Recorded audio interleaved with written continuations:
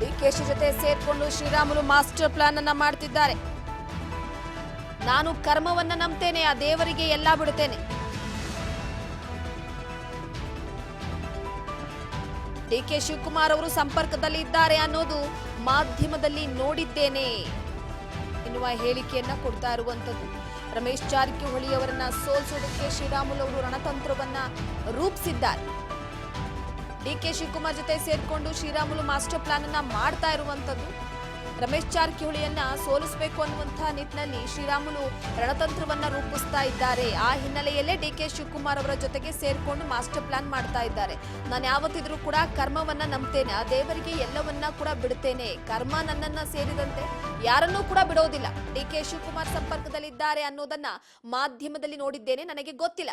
ವಿಜೇಂದ್ರ ಅವರಿಗೆ ರಾಜ್ಯಾಧ್ಯಕ್ಷ ಸ್ಥಾನ ಕೊಟ್ಟಿರೋದು ಹೈಕಮಾಂಡ್, ಯಾರೋ 4 ಜನ ವಿರೋಧ ಮಾಡ್ತಿದ್ದಾರೆ ಅಂತ ಈ ಸಂದರ್ಭದಲ್ಲಿ ಹೇಳಿದ್ದಾರೆ. ನಿನ್ನ ಒಬ್ಬ ಆನೆ ರೀತಿಯಲ್ಲಿ ನಾವು ಬೆಳೆಸಿ ಅವ್ರು ನಿನ್ನ ಕಣ್ಮುಂದೆ ಇರುವೆಗಳ ತರ ಕಾಣಬೇಕು. ನಿನಗೆ ಅದು ಜಗತ್ತು ಮೆಚ್ಕೊಳ್ಳುವಂತ ಕೆಲಸ ಆಗುತ್ತೆ. ಯಾವಾಗಾದ್ರೂ ಕೂಡ ಒಬ್ಬ ಮನುಷ್ಯನ ಪ್ರಾಣನ ತೆಗಿಬೇಕು ಅಂತಂದ್ರೆ ಭಗವಂತ ಪ್ರಾಣ ಕೊಡ್ತಾನೆ, ಭಗವಂತನೇ ಪ್ರಾಣ ತಕೊಂಡು ಹೋಗ್ಬೇಕು.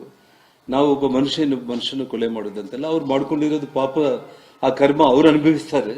ನೀನ್ ಮತ್ತೆ ಇನ್ನೊಂದು ತಲೆ ಮೇಲೆ ನೀನು ಹಾಕೋಬಾರ್ದು ಅಂತ ಹೇಳಿ ಒಳ್ಳೆ ಮಾತುಗಳಿಂದ ಅವನ್ನ ಸನ್ಮಾರ್ಗದಲ್ಲಿ ನಾವು ಏನ್ ತಗೊಂಡು ಬಂದಿದೀವಲ್ಲ, ಅದು ಜನಾರ್ದನ್ ರೆಡ್ಡಿ ಅವ್ರ ಕುಟುಂಬಕ್ಕೆ ಮಾಡಿರುವಂತ ಅನ್ಯಾಯ ಅಂತೇಳಿ ಮೊದಲನೇದು. ಮಾಡ್ತೀವಿ ಅಂತೇಳಿ ಅವರು ಸತತವಾಗಿ ಅವ್ರ ಇಡೀ ಕುಟುಂಬ ಪ್ಲಾನ್ ಮಾಡ್ತಾನೆ ಇದ್ರು ನಿರಂತರವಾಗಿ. ನನ್ನ ಹತ್ರ ಕೊನೆಗಿನ್ನ ಇನ್ನೇನು ಫೈನಲ್ ಆಯ್ತು ಎಲ್ಲ ಮಾಡ್ಕೊಂಡ್ಬಿಟ್ರು. ಇನ್ನೇನಿನ್ನ ನಾಳೆ ನಾಡಿದ್ರಲ್ಲಿ ಇನ್ನ ಕರೆಕ್ಟ್ ಆಗಿ ಇನ್ನು ಮುಗಿಸ್ತಾರೆ ಅನ್ನೋ ಸಂದರ್ಭದಲ್ಲಿ ಅವರ ಬ್ರದರ್ಸ್ ನಲ್ಲಿ ಒಬ್ಬರು ನನಗೆ ಅವ್ರ ದೃಷ್ಟಿಗೆ ತಗೊಂಡೋಗಿಲ್ದಂಗೆ ನಾವೇನಾದ್ರೂ ಮಾಡಿದ್ರೆ ನಮ್ಗೆ ರಕ್ಷಣೆ ಸಿಗಲ್ಲ ಅಂತ ಹೇಳಿ ನನ್ನ ಹತ್ರ ಬಂದಾಗ, ಭಗವಂತ ಅಟ್ಲೀಸ್ಟ್ ನಿಮಗೆ ಒಳ್ಳೆ ಬುದ್ಧಿ ಕೊಟ್ಟು ನನಗೆ ಹೇಳಿದಿರಿ ಅಂತ ಹೇಳಿ ನಾವೆಲ್ಲ ನಮ್ಮ ತಾಯಿ ನಾವೆಲ್ಲ ಕೂಡಿಸಿ ಎಲ್ಲ ವಿಚಾರಗಳನ್ನ ಹೇಳಿ, ನಾವೆಲ್ಲ ಪುರಾಣಗಳಲ್ಲಿ ಯಾವ ರೀತಿ ನಾವು ತಪ್ಪು ಮಾಡಿದ್ರೆ ಆ ತಪ್ಪು ನಮ್ಮನ್ನ ಹೆಂಗೆ ಹಿಂಬಾಲಿಸುತ್ತೆ, ಇನ್ನೊಬ್ಬರು ಮಾಡಿದ್ದು ನಾವು ಮಾಡೋದು ಬೇಡ ಅಂತ ಹೇಳಿ ಅವನ್ನ ನಾವು ಒಳ್ಳೆ ಮಾರ್ಗದಲ್ಲಿ ಕರ್ಕೊಂಡು ಬಂದು ಒಳ್ಳೆ ರೀತಿಯಲ್ಲಿ ಪ್ರೊಜೆಕ್ಟ್ ಮಾಡಿ ಈ ಮಟ್ಟಕ್ಕೆ ಬೆಳೆಸಿದ್ದು ಒಂದು. ಎರಡನೇ ವಿಚಾರ, ಮುನ್ಸಿಪಲ್ ಕೌನ್ಸಿಲರ್ ಆಗಿ ಕಾಂಗ್ರೆಸ್ ಪಕ್ಷದಲ್ಲಿ ಅವನಿಗೆ ಗೆದ್ದಿತ್ತು ಫಸ್ಟ್. ಆ ಗೆದ್ದ ಪ್ರಯತ್ನ ಮಾಡಿದೆ ಕಾಂಗ್ರೆಸ್ ಪಾರ್ಟಿಯಲ್ಲಿ. ನಾನು ಅವನಿಗೆ ಹೇಳಿದೆ, ನಾವು ಬಿಜೆಪಿಯಲ್ಲಿ ಇದ್ದೀವಿ, ನಾವು ನಮ್ಮ ಸಹೋದರೆಲ್ಲರೂ ಕೂಡ ಸ್ನೇಹ ಬೇರೆ ರಾಜಕೀಯ ಬೇರೆ.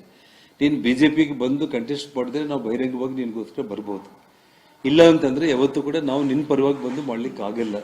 ಒಂದ್ ವೇಳೆ ಕಾಂಗ್ರೆಸ್ ಟಿಕೆಟ್ ಅಪ್ಪಿದಪ್ಪಿ ನೀನು ಕೊಟ್ಟರು ಕೂಡ ಕೊಡಲ್ಲ, ಅವರು ನೀನು ಕೊಟ್ಟರು ಕೂಡ ಆಗಲ್ಲ ಅಂತ ಹೇಳಿ ಅವಾಗೆ ನಾನು ಅವನ್ನ ಕನ್ವಿನ್ಸ್ ಮಾಡಿ ಯಡಿಯೂರಪ್ಪ ಅವ್ರ ಹತ್ರ ಕರ್ಕೊಂಡು ಬಂದು 1999ರಲ್ಲಿ ಸುಷ್ಮಾ ಸ್ವರಾಜ್ ಅವ್ರು ನಿಂತಾಗ MLA ಟಿಕೆಟ್ ಇಸ್ಕೊಂಡು ಕೂಡ ಅವನ 2 ಕಣ್ಣಲ್ಲಿ ನೀರಾಗ್ತ. ಯಡಿಯೂರಪ್ಪ ಅವರು ಕನ್ಫ್ಯೂಸ್ ಆದ್ರು, ಸ್ವಲ್ಪ ಭಾವನಾತ್ಮಕವಾಗಿ ಪಕ್ಷ ಆದೇಶ ಮಾಡಿದಾಗ ನಾನು ಹೋಗಿ ಕೆಲಸ ಮಾಡಿದೆ.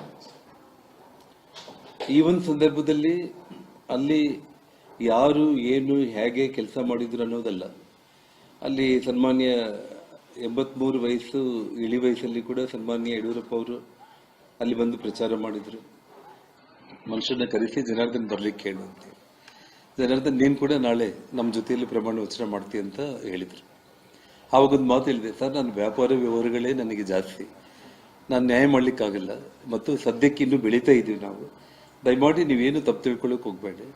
ರಾಜಕೀಯ ಅಂತಂದ್ರೆ ನಾವು ಶ್ರೀರಾಮುಲನ ಜಾತಿಯಿಂದ ಸ್ನೇಹ ನಾವು ಮಾಡಿರೋರಲ್ಲ, ಶ್ರೀರಾಮುಲನ ನಾವು ಜಾತಿಯಿಂದ ನಾವು ಸ್ನೇಹ ಮಾಡಿಲ್ಲ. ಸ್ನೇಹ ಅನ್ನೋದಕ್ಕೆ ಜಾತಿನೇ ಬರೋದಿಲ್ಲ ಸರ್. ಆದ್ರೆ ರಾಜಕೀಯವಾಗಿ ಒಂದು ಜಾತಿ ಅನ್ನೋದು ಬರುತ್ತೆ. ಹಾಗಾಗಿ ಆ ವಾಲ್ಮೀಕಿ ಜನಾಂಗಕ್ಕೆ ಸಂಬಂಧಪಟ್ಟಿರೋ ಶ್ರೀರಾಮುಲನ ನೀವು ನಿಮ್ಮ ಜೊತೆಯಲ್ಲಿ ಮಂತ್ರಿ ಮಾಡ್ಕೊಳ್ಳೋದ್ರಿಂದ ಮುಂದೆ ಭಾರತೀಯ ಜನತಾ ಪಕ್ಷಕ್ಕೆ ಅನುಕೂಲ ಆಗುತ್ತೆ. ಸೊ ನನ್ನ ಬದಲು ಶ್ರೀರಾಮುಲನ ಮಂತ್ರಿ ಮಾಡಿ ಅಂತ ಹೇಳಿದ್ದು ನಾನು ಶ್ರೀರಾಮುಲುಗೆ ಮಾಡಿರುವಂತ ಇನ್ನೊಂದು ದ್ರೋಹ. ಜೊತೆಗೆ ನಿಮಗೆ 2000 ಇನ್ನ ಮಧ್ಯದಲ್ಲಿ ಬಹಳಷ್ಟು ಇದಾವೆ, ಅವೆಲ್ಲ ಕೂಡ